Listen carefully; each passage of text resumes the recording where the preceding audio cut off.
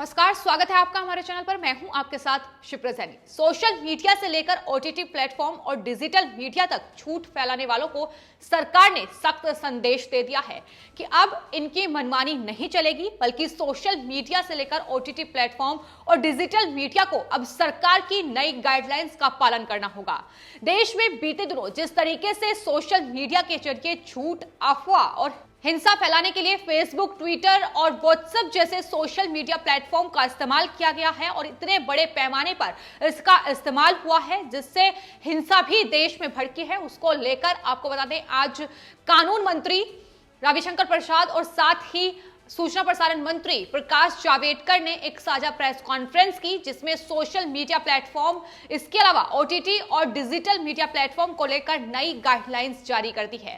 साफ संदेश दिया गया है कि अब इस सोशल मीडिया के जरिए अफवाह और झूठ फैलाने वालों को बख्शा नहीं जाएगा, उनके खिलाफ कार्रवाई होगी। ये साफ संदेश कानून मंत्री रविशंकर प्रसाद ने दे दिया है। सोशल मीडिया को लेकर जो नई गाइडलाइंस जारी की गई हैं उसमें आपको बता दें सरकार ने IT digital media ethics code के दिशा निर्देश जारी किए हैं, जिसमें रविशंकर प्रसाद ने यह साफ तौर पर कहा है कि सोशल मीडिया प्लेटफॉर्म का भारत में कारोबार करने के लिए स्वागत है, लेकिन उन्हें भारत के कानून और संविधान को मानना होगा। सोशल मीडिया की निगरानी बेहद जरूरी है, इस पर साफ संदेश रविशंकर प्रसाद ने दिया। उन्होंने कहा कि 3 स्तर पर सोशल मीडिया की निगरानी होगी। पहले स्तर पर कंपनी खुद रेगुलेट करेगी, दूसरे स्तर पर निगरानी के लिए एक संस्था होगी और तीसरे स्तर पर मंत्रालयों की कमेटी होगी। इसके अलावा ओटीटी प्लेटफॉर्म और डिजिटल मीडिया प्लेटफॉर्म के लिए भी गाइडलाइंस जारी की गई हैं, जिसमें यह कहा गया है कि ओटीटी और डिजिटल मीडिया के लिए रजिस्ट्रेशन और डिस्क्लेमर की जानकारी जरूरी होगी। इलेक्ट्रॉनिक मीडिया की तरह अब डिजिटल मीडिया को भी अगर वो कोई गलती करता है तो उसे भी माफीनामा देना होगा, उसे भी अपनी माफी जो है वो टेलीकास्ट करनी होगी। सोशल मीडिया को भी मीडिया की तरह ही नियमों का पालन करना होगा और 3 महीने के अंदर ये नए जो नियम हैं ये लागू होंगे। आपको बता दें आज प्रेस कॉन्फ्रेंस करते हुए कानून मंत्री रविशंकर प्रसाद ने महत्वपूर्ण जो जानकारी है वो सोशल मीडिया को लेकर थी कि सोशल मीडिया प्लेटफॉर्म खुद अपनी जिम्मेदारी समझें और किस तरीके से जो फेक न्यूज, जो भ्रम फैलाने वाली खबरें, अफवाहें लगातार सोशल मीडिया पर सर्कुलेट करती हैं, उन पर ध्यान दिया जाए, उनकी निगरानी की जाए। और यही वजह है कि सोशल मीडिया को लेकर एक शिकायत सेल बनेगा, ये रविशंकर प्रसाद की ओर से कहा गया है। कंपनियों को यह शिकायत सेल जो है वो बनाना होगा, जो सोशल मीडिया कंपनी है उन्हें ही अपनी जिम्मेदारी समझनी होगी। इसके अलावा जो अश्लील कंटेंट है उन्हें 24 घंटे के अंदर हटाने के निर्देश भी सरकार ने दे दिए हैं और सोशल मीडिया यूजर्स के अकाउंट को वेरिफिकेशन कैसे किया जाए इसका प्रबंध भी खुद सोशल मीडिया कंपनीज को ही करना होगा। तो सरकार का यह साफ तौर पर कहना है कि सोशल मीडिया कंपनीज को ही ये अपनी जिम्मेदारी समझनी होगी।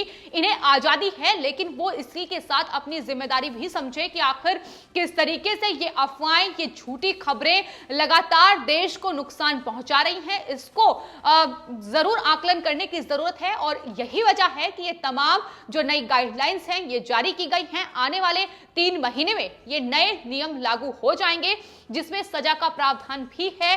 तो तमाम चीजें सिर्फ इसलिए की गई हैं क्योंकि बीते दिनों हमने देखा कि किस तरीके से ओटीटी प्लेटफॉर्म पर भी कई वेब सीरीज, कई धार्मिक कार्यक्रम ऐसे आए हैं जिसको लेकर लगातार लोगों में खासी नाराजगी देखी गई है। लोगों की धार्मिक भावनाओं को उनसे ठेस पहुंची है। फिर चाहे वो हाल ही में आई वेब सीरीज तांडव की बात हो या इससे पहले मिर्जापुर की बात हो, इसके अलावा भी कई ऐसी वेब सीरीज सामने आई हैं जिसको लेकर ये मांग की गई है कि दरअसल इनके लिए भी सेंसर बोर्ड बनाया जाए। इस पर भी सूचना प्रसारण मंत्री प्रकाश जावड़ेकर ने कहा कि सेंसर बोर्ड के एथिक्स को ही ओटीटी प्लेटफॉर्म को मानना होगा, यानी जो मांग लगातार की जा रही थी कि ओटीटी प्लेटफॉर्म के लिए भी नियम बनाए जाने चाहिए। आखिर क्या कंटेंट उस पर जा रहा है उसका आकलन बेहद जरूरी है। इसको लेकर भी दिशा निर्देश जारी किए गए हैं।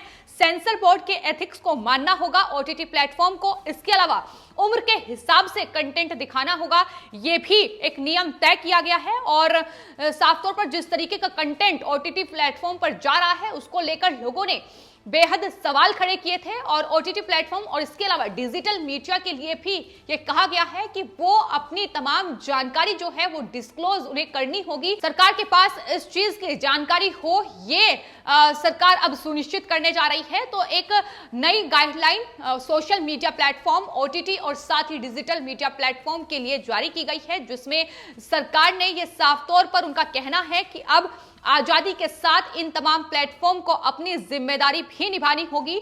झूठ और सनसनी फैलाने का अधिकार किसी को नहीं है।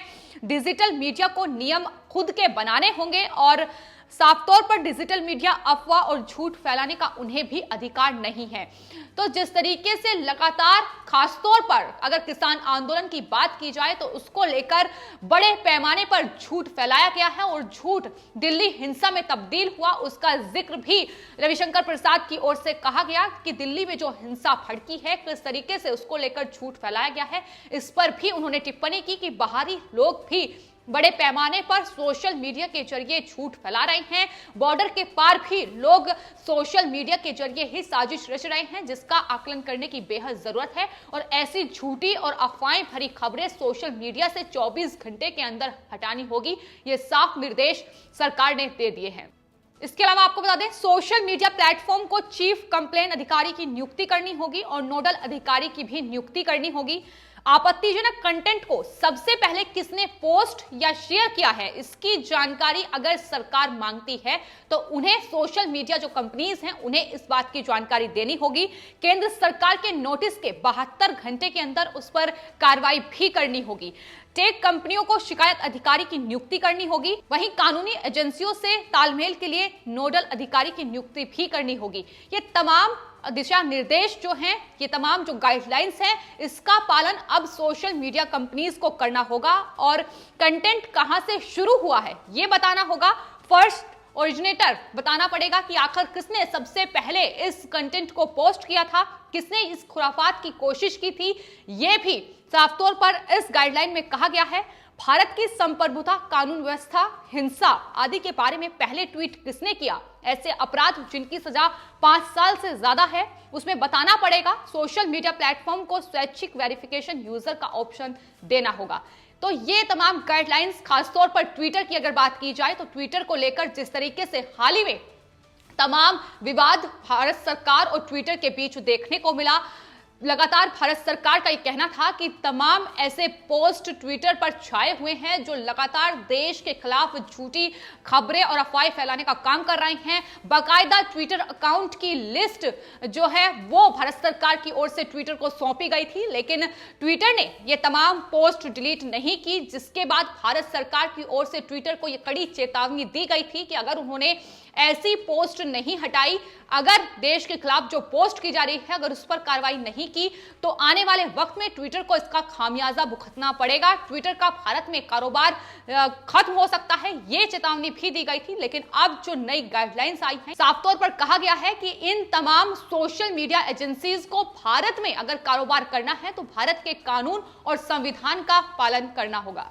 आपको बता दें, इस पूरी प्रेस कॉन्फ्रेंस के दौरान रविशंकर प्रसाद जो कि कानून मंत्री हैं, उन्होंने साफ तौर पर कहा कि 11 दिसंबर को सुप्रीम कोर्ट के निर्देश के बाद सरकार ने इन तमाम चीजों का आकलन किया है, जिसमें social media platform, OTT platform और डिजिटल मीडिया प्लेटफॉर्म के लिए ये गाइडलाइंस तैयार की गई हैं। जाहिर सी बात है, जिस तरीके से सूचना प्रसारण मंत्री प्रकाश जावड़ेकर ने भी इस बात का जिक्र किया कि लगभग 50 से ज्यादा जो शिकायतें हैं उनकी सोशल मीडिया, ओटीटी और डिजिटल प्लेटफॉर्म को लेकर आई हैं।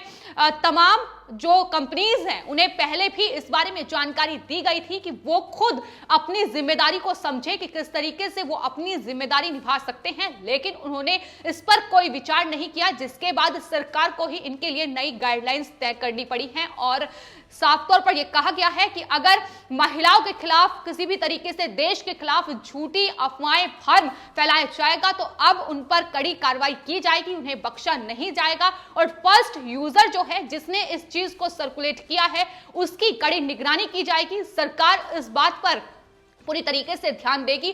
तो एक नई गाइडलाइंस जो तैयार की गई है, जाहिर तौर पर ये एक अच्छी और अहम कड़ी साबित हो सकती है सरकार के लिए। इस तरीके से झूठ और अफवाह लगातार किसान आंदोलन की आड़ में भी फैलाने का काम ना सिर्फ फेसबुक बल्कि ट्विटर के माध्यम से जिस बड़े पैमाने पर हो रहा था, उन लोगों को तो एक बड़ा झटका लगा ही है, लेकिन सरकार ने भी ये साफ संदेश दे दिया है अगर ये social media companies Facebook, Twitter और व्हाट्सएप अपनी मनमानी करेगी तो ऐसा नहीं चलेगा। ये साफ संदेश दे दिया गया है और सुप्रीम कोर्ट के आदेश के बाद ही सरकार ने इन नई गाइडलाइंस को तय किया है। आने वाले लगभग 3 महीने में इन नए नियम का पालन हर किसी को करना होगा और खासतौर पर सोशल मीडिया कंपनीज को जो लगातार अपनी मनमानी करने पर तुली हुई हैं। फिलहाल आपकी इस पूरे मामले पर क्या राय है, हमें कमेंट बॉक्स में जरूर लिखें और चैनल को सब्सक्राइब करें। धन्यवाद।